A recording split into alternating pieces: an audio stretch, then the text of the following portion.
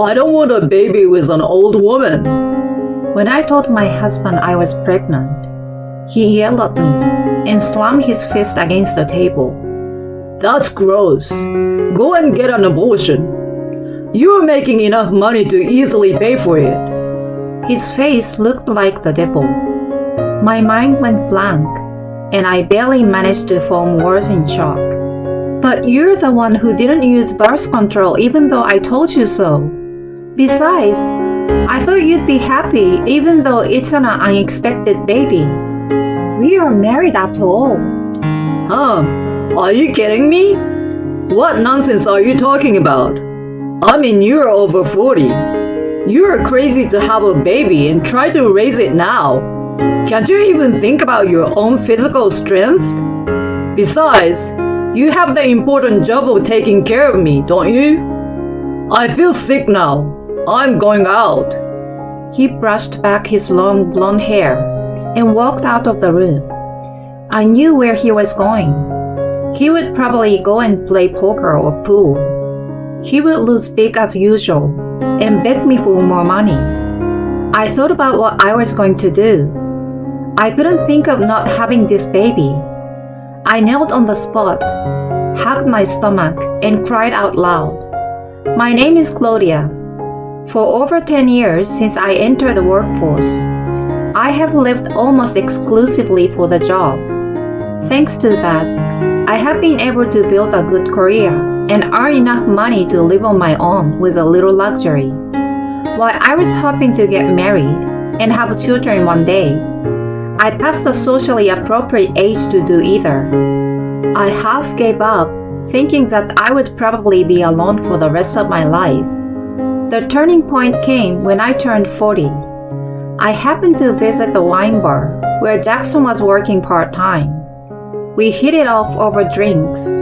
Although he was a little careless, he was younger than me, and his friendly smile looked cute. So we started dating. It was fun at first. He was a good cook and served me dinner every night when I came home tired. Although I never thought I would be with that type of man, it was enjoyable in its own way. Eventually, he moved in with me, and we happened to get married. Although I questioned if it was the right thing to do, I also felt that if I missed the chance, I might have never gotten married. That was the beginning of my mistake. After the marriage, he quit his job and hardly ever cooked for me. He spent all day long either playing games on his phone or playing poker or pool at a bar. Sometimes he helped out at the friend's bar, but the money he earned went to gambling. Also, his verbal abuse toward me started. He clicked his tongue at me over trivial things and criticized me often. However, he still demanded to make love to me, which escalated with time. We don't need rubber, do we? Let's use it just in case. You can't get pregnant anymore, can you? It feels better without it, you know.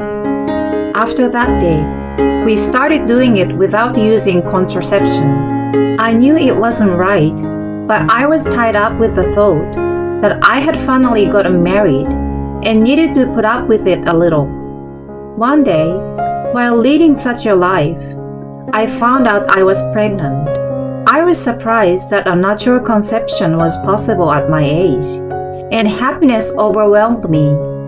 I was sure that Jackson was going to take that opportunity to be better. I often heard that having a child repaired a couple's marriage. We could have changed our course in the right direction too. Thinking positively, I hurried home and announced the news to him. But, hey babe, listen, I'm 3 months pregnant. Whatever. I'm going to order a delivery. Give me your credit card. Hey, seriously, listen to me. I went to the OBGYN today, and the doctor said congratulations. I was shocked, but I'm happy. He looked at me with his eyes wide open. He stared at me in disbelief. You're serious? I told you so. I have some money saved up, And I'm thinking of taking a break for a few years. I have been working all this time, so I thought it would be a good idea. I want to be around the baby as much as possible. He slammed the table hard. I was so startled that I lost my voice. He slowly looked up with a face I had never seen before. I don't want an old hag's kid. That's disgusting. Get rid of it. You're making enough money to easily pay that much. His face looked like the devil as he yelled at me with a smirk. I thought he would be happy to hear the news, even though it wasn't an unexpected one. My mind went blank. While I couldn't say anything back to him, he added another blow. You're out of your mind to have a baby over 40. Think about your own physical strength. Besides, you have the important job of taking care of me. What the hell? You're the one who refused to use a condom. Darn it. I never thought an old woman could get knocked up. I feel sick now. I'm going out. He pushed his long blonde hair back and left the room with obvious annoyance. I knew where he was going. It was either poker or pool at the bar. He was going to lose big, as usual, and was going to beg me for more money with a foolish smile. I knelt and hugged my stomach. For the sake of my baby, I had to be strong. I had no intention to raise my child with him at that point. I packed my belongings in a hurry and left home. 3 years later. Honey, are you sure he's not too heavy? I'm fine. My child in Dean's arms was slumbering peacefully. I met Dean after Tim was born. Like me, he was passionate about his work and had worked his way up to a senior executive position through his diligent attitude. He accepted my work and my child, and we got married in the spring. He also readily agreed to my long paternity leave and loved him even more than I did. That day, we were inspecting the wedding venue. I thought that after everything that had happened, I was finally going to have a happy marriage. Then, I stepped into the wedding hall and saw a familiar blonde figure. No, Jackson? What's wrong, hon? You look pale. I'm fine, let's go. I was hoping that he would not notice me as I walked through the hall. I glanced at Jackson and saw a woman younger than me, dressed in a designer brand clothes next to him. As I was thinking, he had not given up on the gigolo life. His eyes and mine locked. His expression turned into a disgusting smile, as if he had found his prey. The smile that I had thought was cute when I first met him was now giving me trepidation. Hey you, Claudia, right? Unwilling to interact, I pulled on Dean's sleeve and tried to move forward. Jackson advanced toward us without care and whispered in a voice that only we could hear. With a sarcastic smile on his face, he said, What a perfect couple. An old man is an ideal partner for an old woman. I feel sorry for the kid with such an old dad. Why don't you just put him in a facility already? Babe, the reception is done. We have to go. Oh, sorry, Kathy. He instantly changed the tone of his voice. It was obvious that he was a parasite on the woman. When Kathy walked past us, her whole body smelled of perfume, and she looked me up and down. Then, her expression changed to a surprise when she saw Dean standing beside me. As I was wondering why, Jackson walked past me and whispered in my ear, It's not a wedding venue, but a nursing home would suit you guys better. You see, Kathy is surprised too. You've got plenty of money, so why don't you just go there? I wanted to fight back, but my old memories came back to me, and I froze.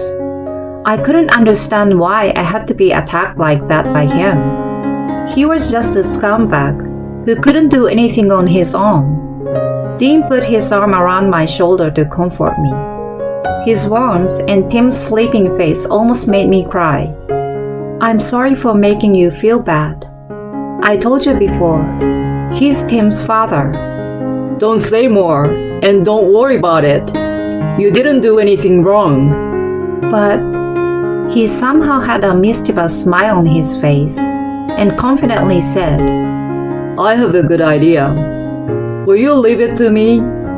On our wedding day, Dee and I pledged our future to each other in front of the many guests. Tim was watching me and smiling next to my parents. When I secretly waved my hand, he did the same with a small hand. You look beautiful, honey. Thank you. I had lived my life only for work and had been pushed around by the scumbag. I was finally getting true happiness. Just before the kiss, the door to the chapel was violently swung open. Claudia, I know you're in there. Come out! The one who pushed away the staff and burst inside was disheveled Jackson. His blonde hair, which he had been religiously bleaching, was more than half brown, and his clothes were in tatters. There was a good distance between us, but I could smell the alcohol on him. I panicked, thinking he was trying to ruin even my wedding, and shouted at him, What are you doing here? You ruined my happiness. Go to hell, you old hag. What are you talking about? Honey, let me talk. Dean stepped forward and stared at Jackson, who seemed to be intimidated by his imposing posture. He took a step back with an awkward look on his face. You brought this on yourself, Jackson. Dean's explanation went like this. The company he worked for was a partner of the company Kathy ran. They had exchanged business cards once at a business event, and he remembered her. That was the reason why she looked so surprised at the time. He then contacted her to let her know Jackson's true identity. He played her the audio of Jackson's rant that I had recorded a long time ago. Sorry, can I borrow $100? I will pay you back triple, okay? You old hag is only good at making money, so make more.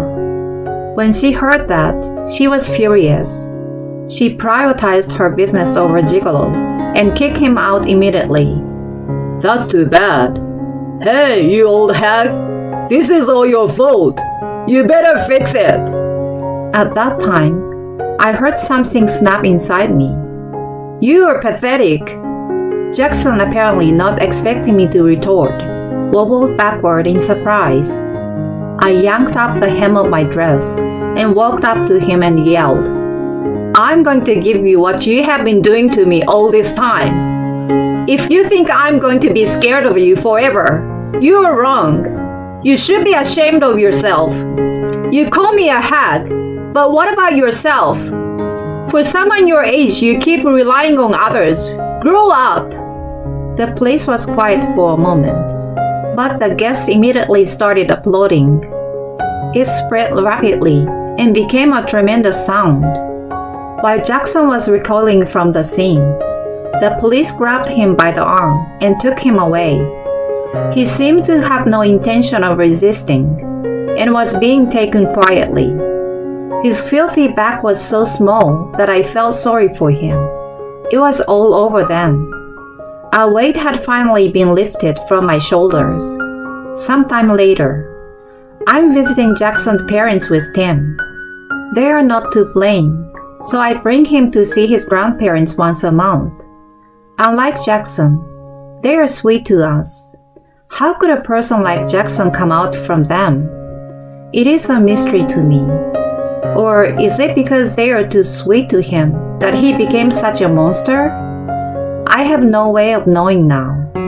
My ex-mother-in-law quietly starts speaking. Jackson came here the other day. Oh, was everything okay? We told him we couldn't take care of him anymore and kicked him out. He's living a solitary life without a home or work now. He had quit his job and had been hanging around since he got engaged to Kathy. He thought that if he got married, he wouldn't have to worry about money, so he took out a loan to buy a luxury car. He is now chased by those debts as well. The lack of planning is quite disconcerting, but that's how he is. And the fiasco at your wedding was broadcasted on the local news, you know? Oh, right. One of the guests that day had taken a video with his phone, and it became viral on social media. As a result, it ended up on a local network. Although our faces were hidden, Jackson's face was clearly visible.